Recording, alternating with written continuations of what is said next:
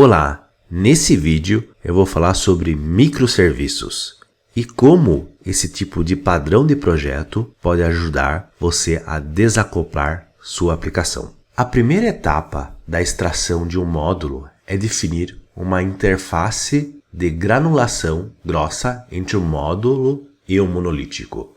Então, nesse desenho, o que eu tenho? Eu tenho a minha REST API aqui em cima, eu tenho minha lógica de aplicação, eu tenho minha camada de banco de dados aqui.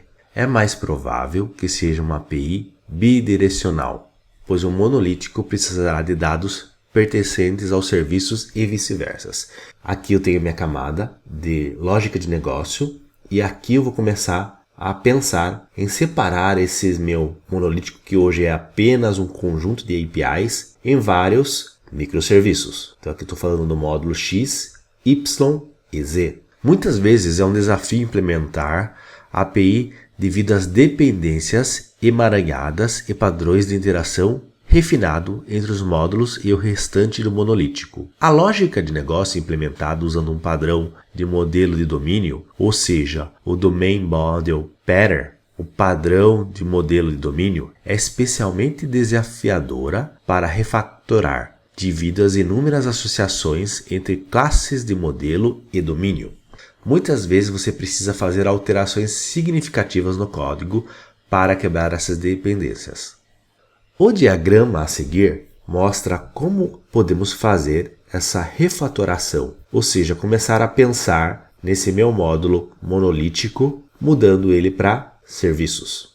Então, depois de implementar a interface de granulação grossa, você transforma o módulo em um serviço independente. Então aqui mostra o módulo como se fosse um serviço independente. Para fazer isso, você deve escrever código para permitir que o monolítico e o serviço se comuniquem por meio de uma API que usa um mecanismo de comunicação entre processos, que a gente chama de IPC, Inter-Process Communication.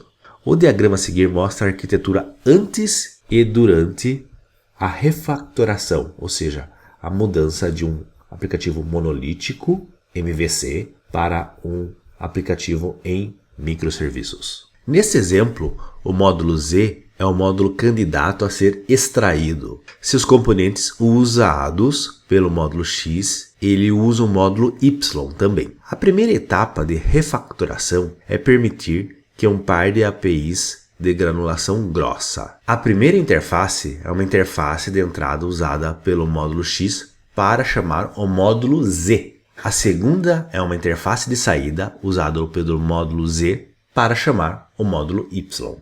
A segunda etapa dessa refactoração transforma o módulo em um serviço autônomo. As interfaces de entrada e saída são implementadas por código que usam o mecanismo IPC. Você provavelmente precisará construir um serviço combinando os módulos Z com uma estrutura de microserviço de chassi que lida com questões transversais, como a descoberta de serviço. Depois de extrair o módulo, você tem outro serviço que pode ser desenvolvido, implantado e dimensionado independente do monolítico e de qualquer outro serviço. Você pode até reescrever o serviço do zero. Nesse caso, o código da API que entrega o serviço como monolítico torna-se uma camada de anticorrupção que se traduz entre os dois modelos de domínio. Cada vez que você extrai um serviço, você dá um passo em direção ao microserviço. Com o tempo, o monolítico diminuirá e você terá um número crescente de microserviços. Resumo: o processo de migração de um aplicativo existente para microserviço é uma forma de modernização do aplicativo e desacoplamento em outros serviços menores. Você não deve migrar para microserviços reescrevendo seu aplicativo do zero. Em vez disso, você deve refactorar incrementalmente seu aplicativo em um conjunto de microserviços. Existem 3 estratégias que você pode usar: implementar novas funcionalidades com o microserviço, dividir os componentes de apresentação do componente de negócio e de acesso a dados e converter os módulos existentes no monolítico em serviços. Com o tempo, o número de microserviços aumentará e a agilidade e a velocidade de sua equipe de desenvolvimento aumentarão também. Então aqui é mostrado os passos que a gente citou, como que faz a conversão de um monolítico, que é essa opção aqui, ele migrando passo a passo, quebrando os módulos para microserviço. Então aqui são os passos que nós citamos. Então aqui eu tenho um exemplo de aplicação monolítica. Quando eu olho essa aplicação monolítica, eu já começo a enxergar os microserviços dentro dela. E como resultado, eu tenho minha aplicação de microserviços. Então veja só, no exemplo anterior, eu enxergo minha aplicação monolítica. Um blocão de código, tá? Com uma API, por exemplo, pode ser uma aplicação já back-end dividida como um front-end. Tá? Aqui eu tenho minha web UI acessando minhas APIs RESTs. E depois eu tenho já minha aplicação em microserviços. Veja que esses módulos aqui são totalmente independentes, tanto verticalmente quanto horizontalmente, conforme a demanda. E aqui tenho o API Gateway, que é meu gateway inicial para eu conversar com as APIs.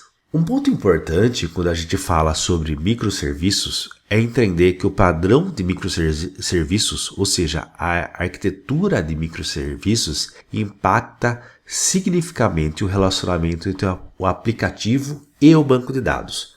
Então, quando eu olho um microserviço, geralmente eu vejo que ele tem um banco de dados para aquele microserviço. Em vez de compartilhar um único esquema de banco de dados com outros serviços, cada serviço tem seu próprio esquema de banco de dados. Por um lado, essa abordagem está em desacordo com a ideia de modelo de dados para toda a empresa. Além disso, muitas vezes resulta numa duplicação de dados. No entanto, ter um esquema de banco de dados por serviço é essencial se você quiser se beneficiar dos microserviços, pois garante um baixo acoplamento. Então, esse diagrama mostra como deveria ser feito